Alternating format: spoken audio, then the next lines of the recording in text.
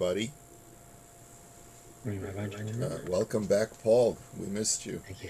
Thank you very much. All right, so before we go into the Imrei Yaakov, Paul was kind enough to do the turkey research. We won't call you a turkey, Paul, but he...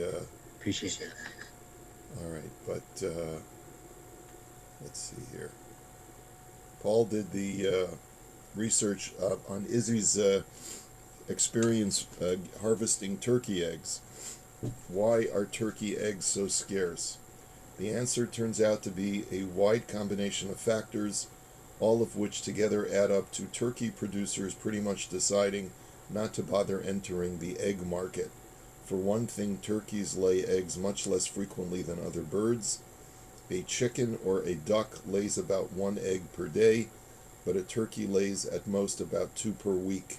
Turkeys are also more expensive to raise in a factory setting, requiring much more space and food than a chicken. Even worse, turkeys are slow to start laying. Turkeys have a longer life cycle, so they need to get to about 7 months before they are able to produce laying eggs, says Kim and Williams of the National Turkey Federation. You didn't know there was a National Turkey Federation, did you? It's nothing like the United Jewish Federation. Okay. It's hard to introduce yourself as that's the work that you do. I'm head of the Turkey Association. That's right. Chickens only have to reach about 5 months. May not seem like much, but given that turkeys are also more expensive to house and feed, those extra few months can be costly. Because of the cost of production and scarcity, turkey eggs tend to be quite a bit more expensive, usually around $3 an egg, about as much as 2 dozen commodity chicken eggs. That means that a fertilized egg is much more valuable than an egg for human consumption. It just makes more sense to breed more turkeys than to sell their eggs. And we thank you for that very interesting piece of trivia. Okay, so let us continue in the Imrei Yaakov. We are trying to our effort now is to try to create the correct parameters for the mitzvah of tsar, this Isser Deoraisa, this biblical prohibition of tsar balei chaim, of inflicting pain upon animals.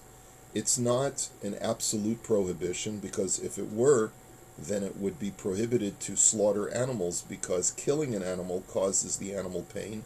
Any form of killing, even the most painless form of killing, causes some level of pain, as the Ramban points out in his commentary to the Torah. And so therefore, we cannot say that it is always prohibited to cause pain to an animal. But what we can say is that it's prohibited to cause gratuitous pain to an animal. And as a result, a part of the mitzvah of prika, of helping to unload an animal, is to assist in the animal in the avoidance of pain to the best of one's ability.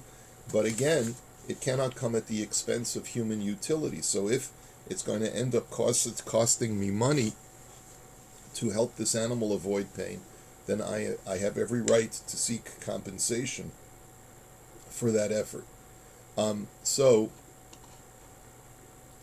we had learned last time that he writes in the top line, Sha'asr min ha-Torah litzaer kol bal chai biyadayim. It is prohibited by the Torah to cause any animal pain actively, ela imkein he mitza'arim la'adam, unless they cause pain to human beings, azai mutar afilu lehorgam. Then it's permitted in that case not only to do what is necessary in the infliction of pain to cause the animal to stop harming man, but you can even kill them in that case. So the last thing we learned was that, contrary to popular opinion, there is no, according to the Chasam Sofer, there is no mitzvah of shiluach hakein, of sending away the mother bird, if you don't want the eggs. And so all of those very well-intentioned people who, strive to do this mitzvah of shiluach hakein, to send away the mother bird, it really turns out that, you're doing an act of cruelty in an effort to do a mitzvah that is somewhat gratuitous, because there's no mitzvah according to the Chasam Sofer. The last thing we saw from the Chasam Sofer is that Kabbalistically, there he quoted from Rav Yair Bachrach, the Chavos Yair, that there might be a a Kabbalistic benefit. But he said, when we look at the Talmudic position, there doesn't seem a Kabbalistic benefit, and therefore anytime that there's a conflict between Kabbalah and the Talmud and the Gemara, we generally side with the Gemara. And therefore, based on that, the Chasam Sofer paskin that there's no mitzvah of Shiluach HaKein if you're not planning to eat the eggs, or you're not planning to harvest the chicks for use. And so that's Rabbi, one quick question on that then. So I think this is one where we say is this the one where we say it's one of the easiest mitzvahs to do? But it sounds like it comes out that it's not really, because we're never really going to want the eggs of a wild bird. So I'm just trying to envisage a situation where we could do this mitzvah properly. So that's the point. The point is that there are mitzvot in the Torah where just because the Torah says to do this, it doesn't mean that a person should go out of his way to do the mitzvah if there's no need. For example, if a person doesn't like eating meat, for whatever reason, are they squandering the mitzvah of shechita by not supporting the meat industry? There is a mitzvah of shechita, right? But what is the mitzvah of shechita? That when you want meat, slaughter an animal. Don't kill it any other way. But if I don't want meat, then there's no mitzvah of shechita. So there are certain mitzvot that are structured in such a way that it's only when you want something that is permitted to you, you have to do it in a mitzvah dika fashion. So therefore, a person could easily go their entire life without doing that mitzvah and not be in any way in violation of the Torah. And when they go up to heaven after 120 years, God's not going to come to them and say, why didn't you fulfill the mitzvah of shechita? The person could say, I just wasn't into meat. I mean, I had an allergy, or it didn't agree with me with my diet, or whatever it was. That's not a valid argument. Why didn't you fulfill the mitzvah of shechita? Now, there may be an argument. There's a mitzvah of simchas yom tov, of rejoicing on the holiday, so you're supposed to have a small amount of meat during the holiday. You might be taken to task for that, but even there, you can come up with an answer that, like Rav Kook was a vegetarian in the later parts of his life. We won't go into that just yet. Maybe we'll get into vegetarianism in maybe sometime later this week. And also, Rabbi, the Korban Pesach. And the Korban Pesach, right? But let's say a person doesn't live in temple times. We're not going to be taken to task for not having brought a Korban Pesach if we didn't have a temple. Okay? I actually, I feel that this is a very important point to make, and I'm going to tell you why. A couple of years ago, there was a rabbi here in town who very much was promoting a particular ceremony called Pidyon Peter Chamor. What is Pidyon Peter Chamor? It is where if you have a firstborn donkey, you're a farmer and you own a firstborn donkey, you have to redeem that donkey onto either coinage or onto a sheep to remove the holiness off of that firstborn donkey. And he had this idea in his head, because he had seen other people do this, that if it's a mitzvah in the Torah, if it's one of the 613 mitzvahs, we should do this. We should fulfill this mitzvah. And so he went to great expense, going all over Ontario to find a donkey that had a firstborn. Is it called a foal? I'm not sure what you call it.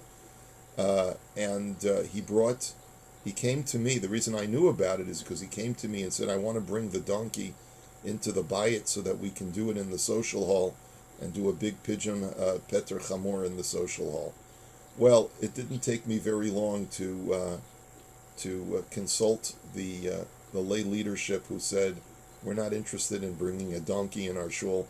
We have enough jackasses. No, that's a joke.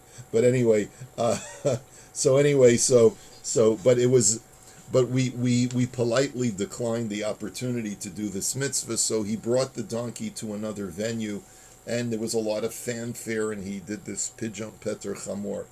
I have to be honest with you. While this man is very well intentioned, and he wants to serve Hashem, and he wants to do beautiful things in enhancing people's Yiddishkeit, I see absolutely no benefit in this activity, other than just a curiosity. Because when the Torah says that you shall redeem your firstborn donkey, it means if you raise donkeys.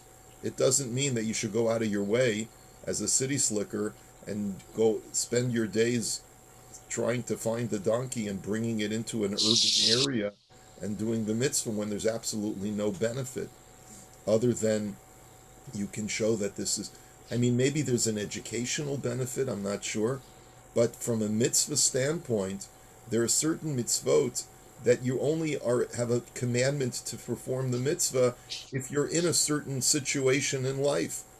But if you don't have to put yourself in that situation so that you can become subject to do the mitzvah. Now, there may be people who argue with me. I don't want you to take my word as gospel, but this is my understanding. And that's the reason why this whole idea of, it's consistent with what the Chasam Sofer says. There's no mitzvah of Shiluach HaKain if you don't want the eggs. And if anything, there's a negative involved in the mitzvah of Shiluach HaKain, in that you're actually you're doing a cruel act by sending away the mother gratuitously.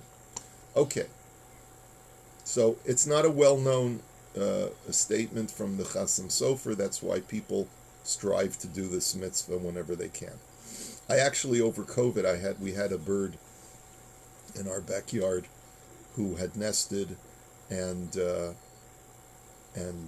it was it was a robin, and robins are known for being quite militant if anyone gets near their nest when they're laying eggs and they're raising chicks. And what they do is, even though a robin is a small bird, they dive near your head to scare you away. And that happened a couple of times when I was going outside over the summer to daven on my deck, because we were under lockdown. So the robin dove a little bit, and I was thinking, this now becomes an issue of human utility by my getting rid of this bird, because this bird is driving me batty. And so, but it never got to that point where I felt I had to get rid of the bird. Okay. So now there is just so to go to this point, if an animal causes pain to a human being or poses a threat, then you are allowed to inflict pain or death upon the animal. And so let's take a look what the Imrei Yaakov says. Hey mitzarim la'adam, v'hu hadin im him gormim hefsid la'adam. And this is true if the animal is causing financial loss.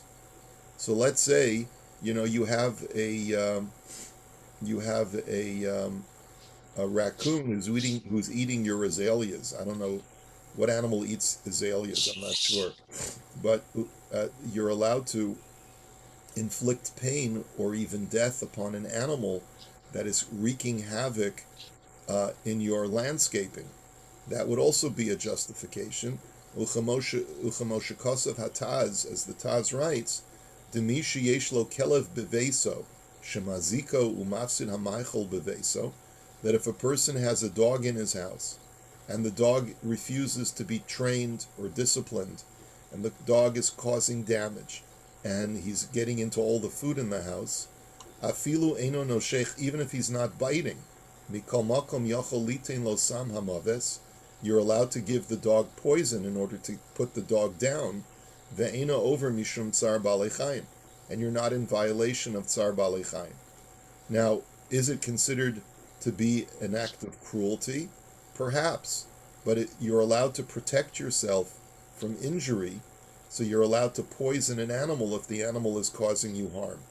Now, I want to spend a little time on this for a second, because we were just talking about this past Shabbos, that I'm of the opinion that if the city doesn't do anything about the coyote problem, then it's permissible to put some rat poison in some meat and leave it on your lawn and have the coyotes eat it.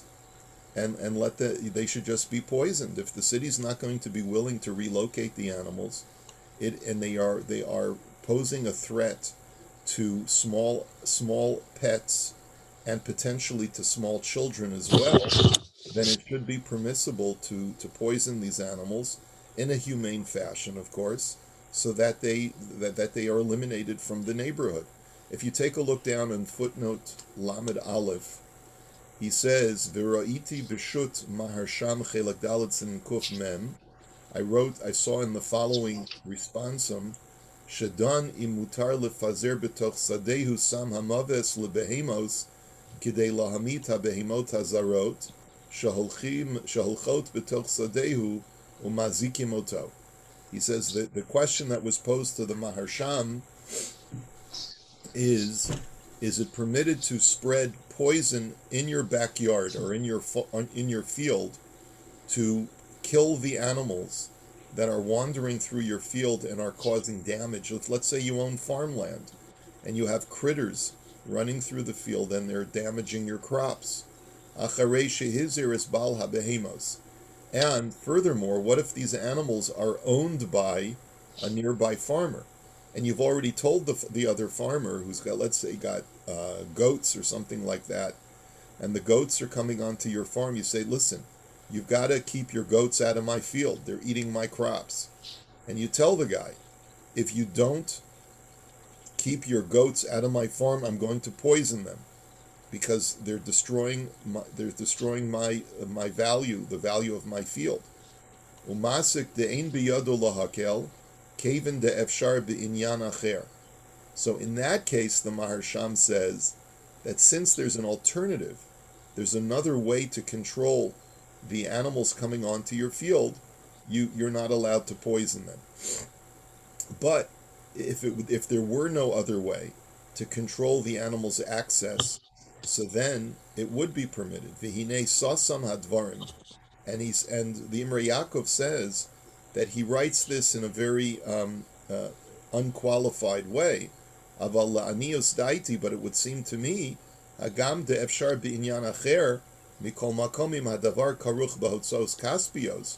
He says it would seem to me that if there is an alternative to poisoning them, but that is a very expensive alternative, kagon livnos gedru chedama, like you would have to put up a fence, which could cost you a very large amount of money to put it around a large field, ain lesser.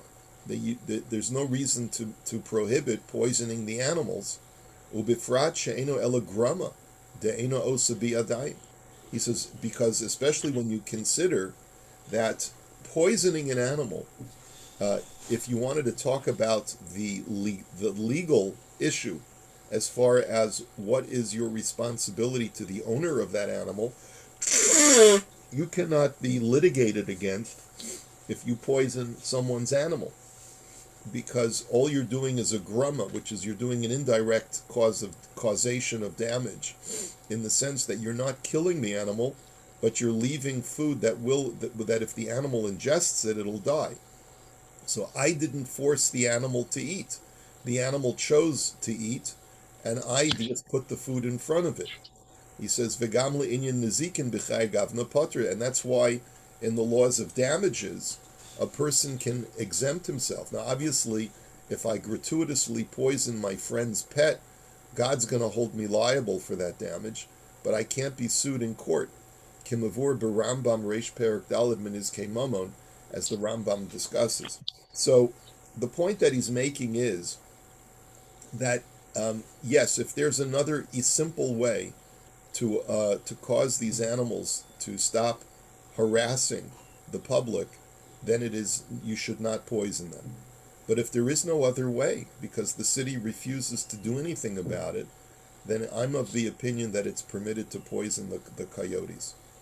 You just have to be careful, because I don't know what the city ordinance would be about poisoning animals, so just make sure that it can't be traced back to you, because otherwise, someone you may get fined or something like that, which you'd have to pay the fine if they traced it back to you.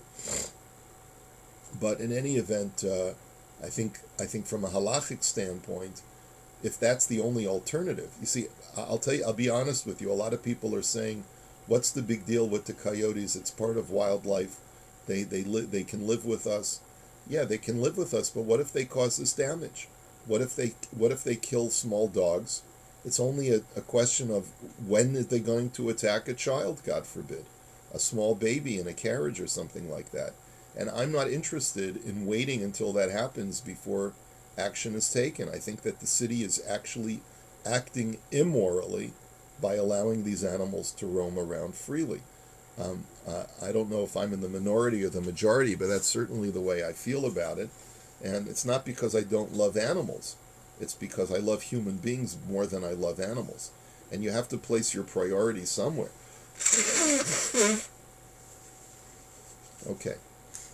So, I mean, it seems like they're really culpable, the city is, because they're aware of the problem. They're putting signs up as if the coyotes can read the signs. Saying beware of coyotes doesn't really help very much when an infant child could get attacked. So I agree with the rabbi on this, for sure. yeah. Okay. Not only that, but they're protecting the coyotes. What's that? Not only that, but they're protecting the coyotes. So if you read those signs, it's more for the protection of the coyotes. The cameras they're putting up is to catch you if you do anything bad to them. Yeah, it's a bizarre thing, I'll be honest. Okay. Afilu lahorgam, you're even allowed to kill an animal if it's causing you harm, and that's the only way to disarm from you. Mashma de laharog bal chai yesh bo mishum tsar balechayim, v'hu hayoter chamor bahadragat hatzar. It sounds like this is the ultimate pain that you cause to an animal. In other words, it's one thing to inflict pain upon an animal and let it to continue living. You're even allowed to inflict the ultimate pain, which is to kill the animal. Avol yesh omrim, but there are those who argue, da adarabba lahamit behimot v'chayot v'chol minei baalei chayim ein bo klal mishum tsar baalei chayim. But some say actually that there's minimal tsar baalei chayim when you kill an animal. It's only when you actually inflict pain upon a living animal. Ela di'im les be shum to'eles yeshmo bishum bal tashchis. There are those who opine. I'm just saying who is of this opinion. I don't really see him. Let's see. No, he does quote.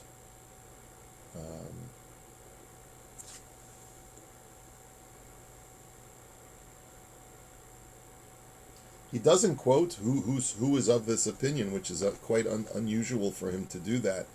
But he wants to argue that perhaps there's no tsar balechayim if you straight away kill an animal in the cleanest way possible.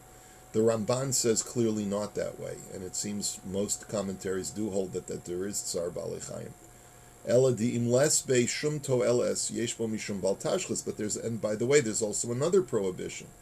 To gratuitously kill an animal, even if you could mitigate the tsar balechayim issue, there's still a prohibition of bal tashchis, that you're not allowed to gratuitously destroy something that benefits mankind. V'dafka b'davar shehu mafsid sheyicholim lehanos mizeh, provided that the animal does provide utility. Aval davar she'ein bo hefsid l'shum adam lo shayich bo bal tashchis. But something that does not provide any benefit to human beings, that there's no loss.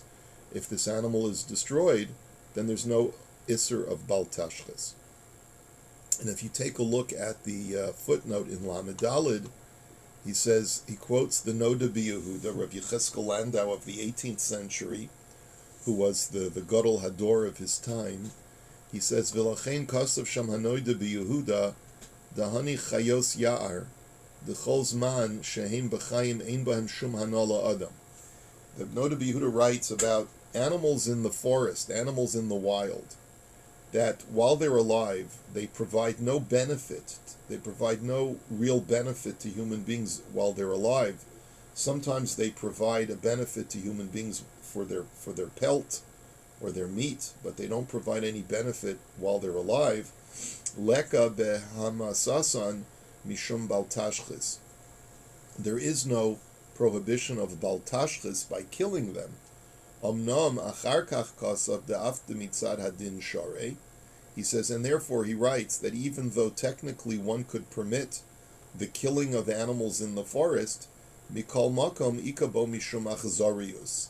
But they're involved in this. It does involve some level of cruelty to just wantonly destroy animals. V'lachein yesh lehimana milaleches liaros latzud balechayim.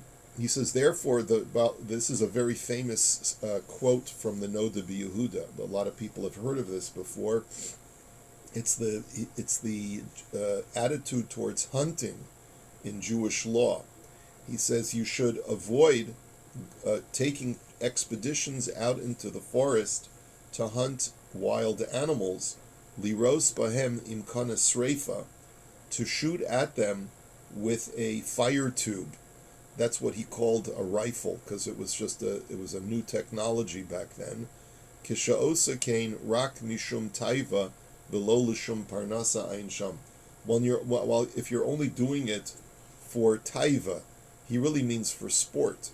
If you're only doing it for sport and you're not doing it for income purposes, hunting an animal, let's say if you're a trapper, there's a proud history of trapping in Canada, right? That's how what is it called? The Bay, the Hudson's Bay Company. The Hudson Bay Company was started by trappers who used to sell fur to the entire world, right?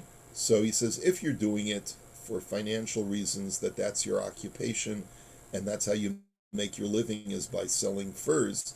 So then it's a justifiable method of earning your keep is to kill animals, just like you're allowed to kill animals for meat. You're also allowed to kill animals for their pelt, for their hide. He says, but if you're just doing it for sport, he says that's cruel. That's you don't, just like you shouldn't entertain yourself with doing acts of cruelty.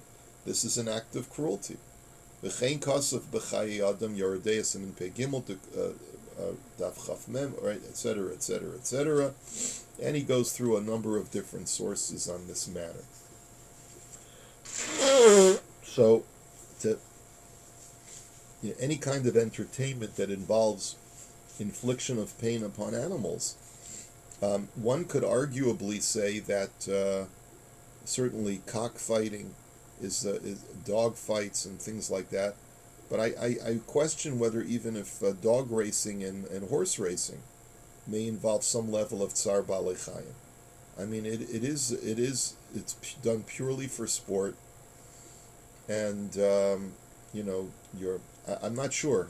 I question whether there may be an aspect of tsar balei chayim to do horse racing. Greyhound. Or Greyhound racing is cruel to the dog. Is it really? Yeah, that's what I hear. People adopt the greyhounds afterwards. It's like a big relief for the dogs. Please forgive me. I have to go. Have a wonderful day, everybody. See you.